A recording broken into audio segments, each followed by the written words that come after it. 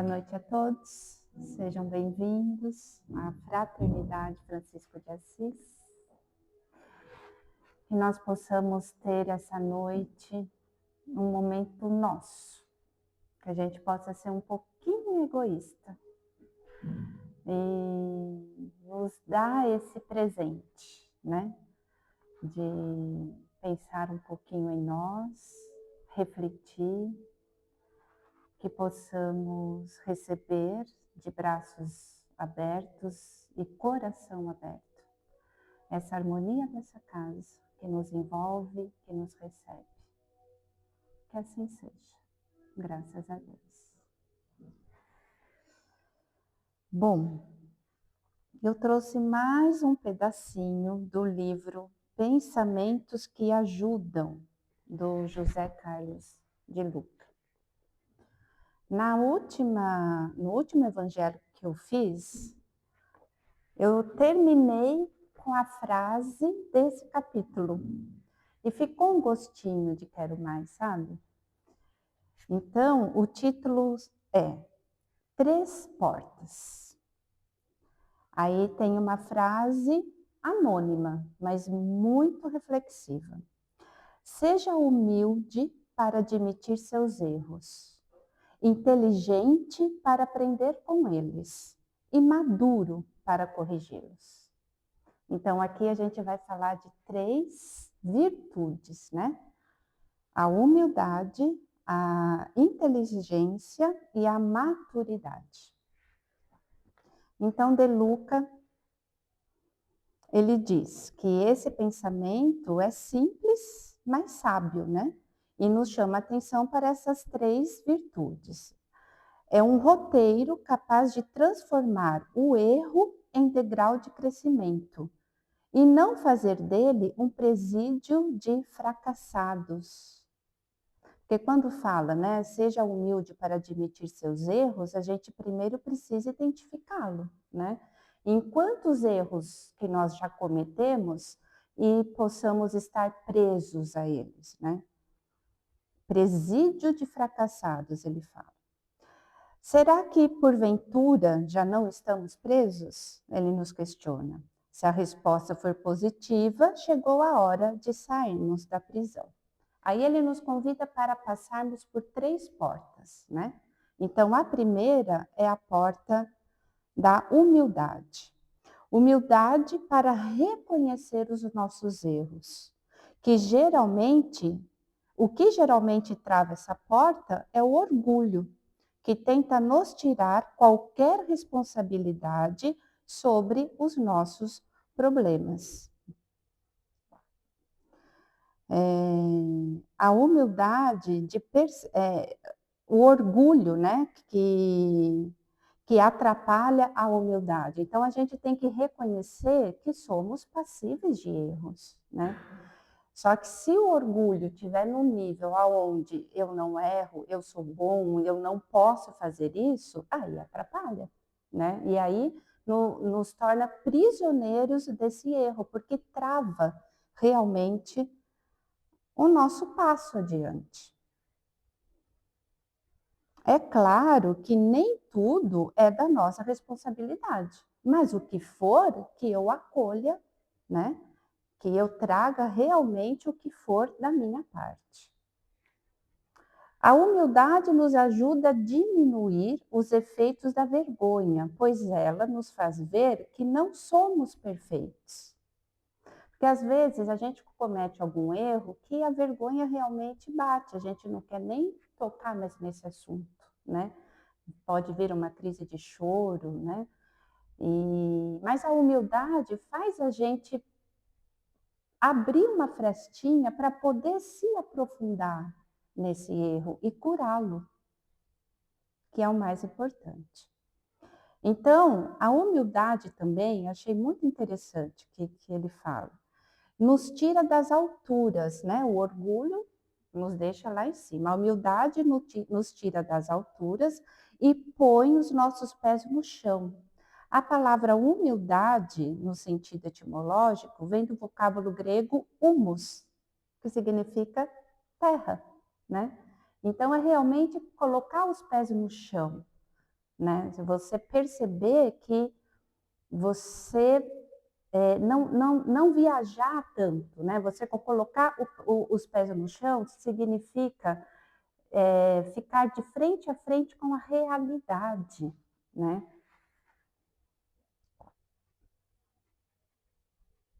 Como espíritos em construção, ainda temos uma boa parcela de inabilidade e ignorância, todos nós, o que não é nenhum demérito. Isso não nos diminui, pois o erro não nos define. Isso é que é bacana. O erro não nos define. Eu posso cometer um erro agora e ser taxado de algum adjetivo qual eu cometi o erro, mas eu não sou, eu posso estar, né? O erro é apenas uma fotografia que retrata a condição num determinado momento de existência, mas que não define aquilo que podemos nos transformar segundos depois.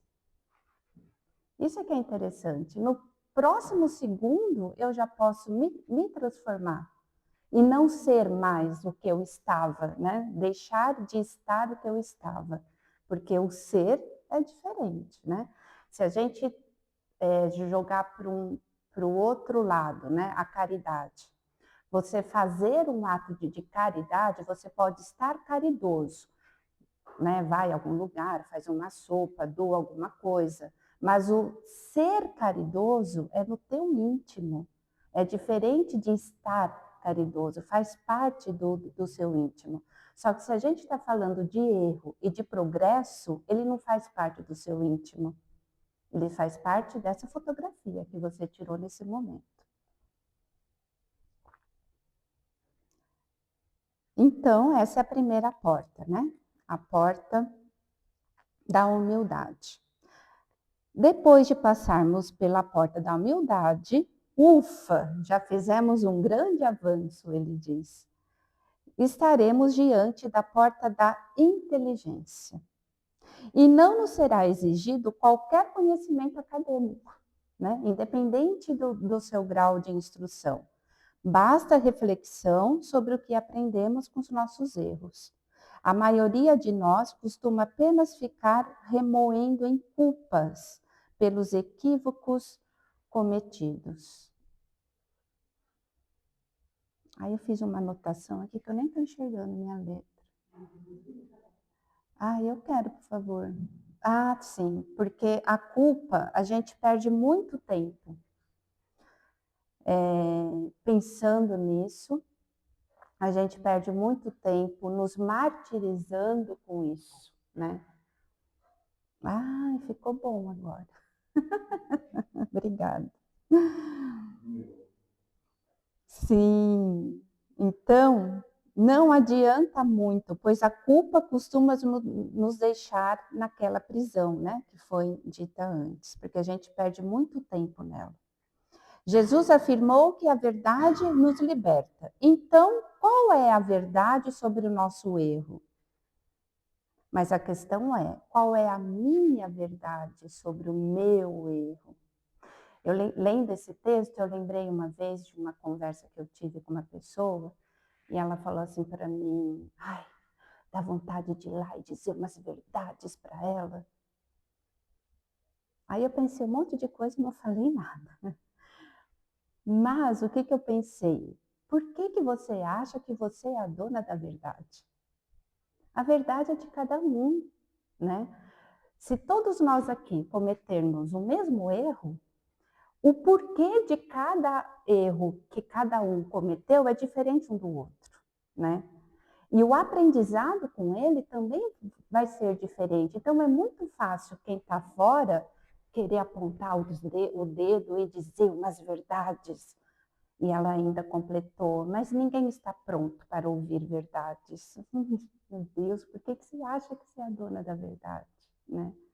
Então falta realmente percepção e caridade, porque se eu estou me referindo, se esse estudo, essa leitura, se refere ao meu erro, eu também posso olhar o erro do outro de maneira mais caridosa, né? De maneira mais amorosa. E em nenhum momento aqui o texto fala de perdão, mas eu conciliei a cada leitura o perdão, né? Porque é o auto-perdão, e se você também se compadece com o erro do outro, você também o perdoa, mesmo que esse erro não seja diretamente a você, né? Bom, então a verdade, né? Qual é a verdade sobre o nosso erro que nos levou a cometê-lo? Que motivações internas tivemos para agir daquela forma? Não são perguntas fáceis, né, de serem respondidas. Existem certa introspecção, mas são fundamentais, porque funcionam como uma endoscopia da alma. Mas para fazer essa endoscopia tem que ter coragem, né? Você tem que ter muita coragem em fazer a endoscopia, que nada mais é que o autoconhecimento. É a chave que nos liberta dos problemas, que nos faz progredir e melhorar nesta vida. Aí ele diz que ele fica com a frase do Chico Xavier: cada pessoa se encontra num grau de maturidade espiritual. Não creio que alguém haja deliberadamente no mal. Os nossos erros são oriundos de nossas limitações. E aí, para falar de autoconhecimento, o De Luca pede para a gente ir no Livro dos Espíritos, pergunta 919.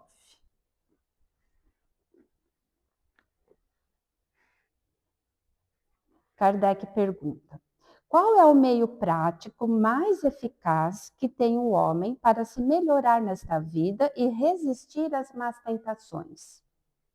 Um sábio da antiguidade já disse: é preciso conhecer-se a ti mesmo. Mas Kardec não se conteve, né? Compreendemos toda a sabedoria desse ensinamento, mas a dificuldade está justamente em cada um conhecer-se a si mesmo. Qual é o meio de se conseguir isso? E quem responde? Santo Agostinho. Façam o que eu fazia quando estava encarnado na Terra. Ao fim do dia, interrogava minha consciência. Passava uma revista o que havia feito e me perguntava se não havia faltado ao cumprimento de algum dever, se ninguém tinha motivo para se queixar de mim. Foi assim que eu consegui me conhecer e ver o que precisava ser reformado. E Santo Agostinho continua. É uma resposta muito bonita, muito profunda. Eu peguei alguns trechinhos.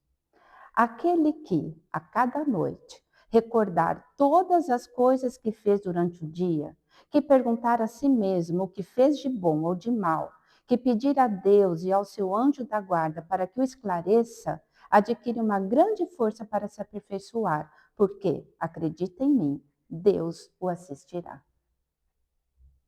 O conhecimento de si mesmo é a chave para o progresso individual. Mas me perguntarão: como alguém pode julgar-se a si mesmo? Será que essa pergunta não traz a ilusão do amor próprio, que atenua as faltas e o torna desculpáveis? O avarento, ele não vai se considerar avarento, né?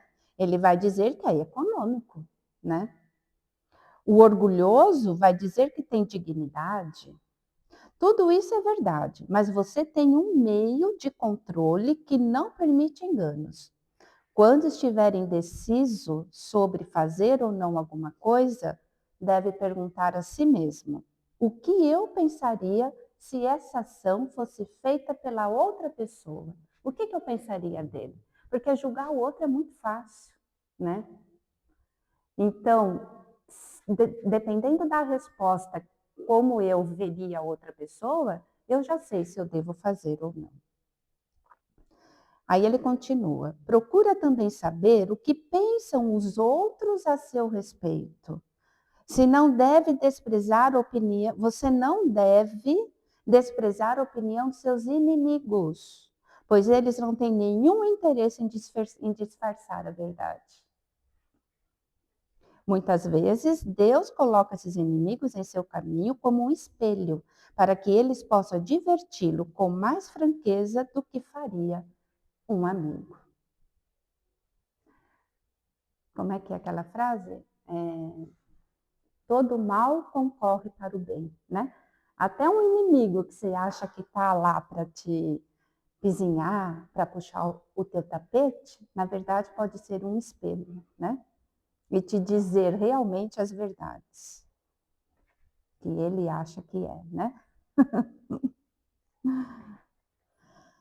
Portanto, faça a si mesmo perguntas claras e precisas. Não tenha medo de multiplicá-las, né? Porque a gente questiona uma coisa, logo já vem outra, logo já vem outra. E ele diz para não ter medo. Você não trabalha todos os dias visando juntar bens para garantir o seu repouso na velhice? Esse repouso não é objeto de todos os seus desejos?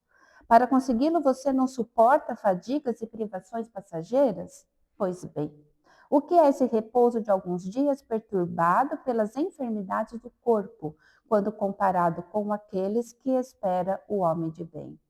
Não valerá a pena fazer alguns esforços? Eu sei que muitos dizem, o que importa é o presente, porque o futuro é incerto. Mas olha o que Santo Agostinho diz. É exatamente essa ideia que estamos encarregados de eliminar da mente de vocês, porque desejamos fazer com que compreendam esse futuro, de modo a não restar mais nenhuma dúvida em suas almas.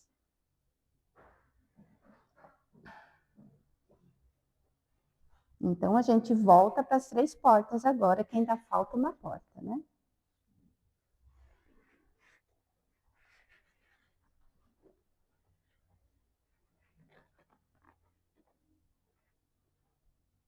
Depois de olharmos para as pedras nas quais tropeçamos, estaremos mais atentos quando elas surgirem outra vez. E elas vão surgir. E quando isso acontecer, nós a identificaremos e teremos condições de nos desviar, pois já saberemos na carne que elas nos machucam. Essa é a terceira porta que nos impõe definitivamente em liberdade, a porta da maturidade, que somente se abre quando nos decidimos a vencer as limitações que já nos levaram ao erro. Talvez essa tendência instintiva ainda queira repetir a experiência do erro, queira tropeçar na mesma pedra, porque de alguma forma, algum tipo de prazer ainda obtemos. Sabe aquela coisa que tem o dedinho podre? Não é? Você tem dedo podre, ou você sempre escolhe alguma coisa ruim, né? Talvez seja esse instinto mesmo, e que de alguma maneira a gente tem ali um prazer nisso, né? Ou essas primeiras portas não foram passadas com consciência, sabe? Aonde você ainda está na culpa e ainda quer se punir e acaba caindo nos mesmos erros, né? E é interessante também porque o aprendizado parece que é mais forte nos erros, né? Do que nos acertos.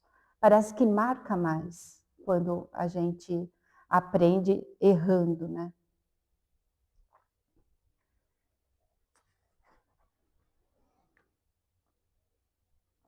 Mas quando isso acontecer, né, que vai acontecer, que as pedras vão aparecer novamente, façamos o esforço de nos lembrarmos das dores e desgostos que vêm depois que tropeçamos na pedra. Recordemos o que já sofremos, imaginemos o quanto sofreremos novamente. E quanto de sofrimento que a gente faz as outras pessoas passarem também, né? Que então, de alguma maneira, essa parcela cai sobre nós.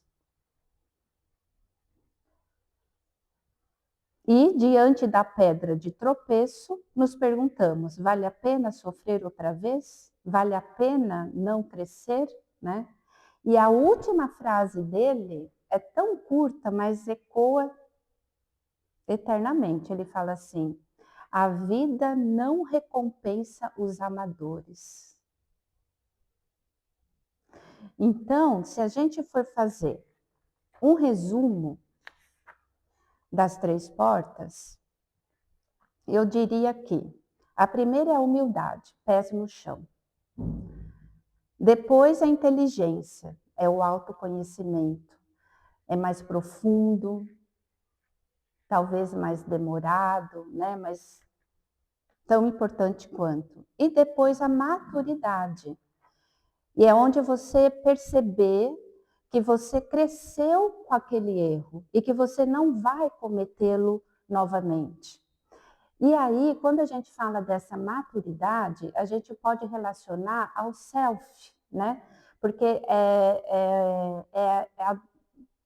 é o duelo do self e o ego, né? Nós temos que, é um exercício contínuo de colocar o self a serviço do ego, né? Nós estarmos direcionados a servir o espírito como um ser imortal, né? Então, eu acho que é isso. Eu achei que foi um texto muito rico que eu quis dividir aqui com vocês. Todos nós somos passíveis de erro, né? Nós podemos aprender com o nosso, com o do outro, e ter o auto-perdão, o auto-amor, né? E um exercício conosco é você perdoar o outro também diante dos erros dele, né? É isso. Obrigada pela atenção.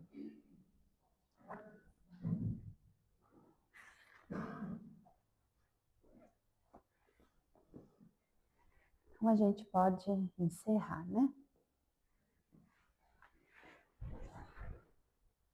Vamos pedindo a toda a espiritualidade dessa casa que nos envolva com sua sabedoria, com a sua luz, que possamos estar ligados a eles diante da prece, da oração, que possamos estarmos conectados para sentirmos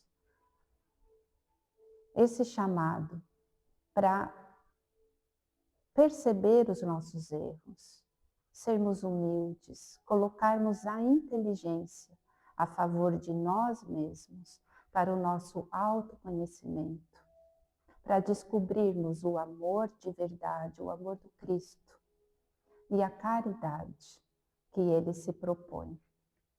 Ele se propôs a trazer e exemplificou com toda a sua existência, com todos os seus exemplos.